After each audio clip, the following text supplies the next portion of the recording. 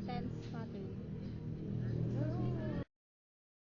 First one is SIV-ADV. The intransitive verb needs an adverb to modify the verb. Is STV-DO.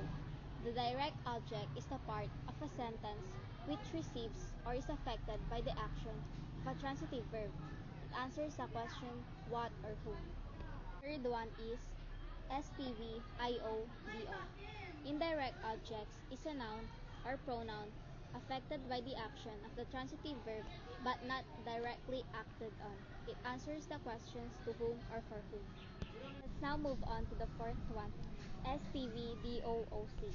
The objective complement is an adjective or noun that follows the direct object and describes or remains safe. And the last one is SLDSC. The subjective complement is a noun, pronoun, or an adjective that comes after a linking verb. It refers back to the subject of the sentence. Those are the 5 basic sentence patterns. Thank you for watching.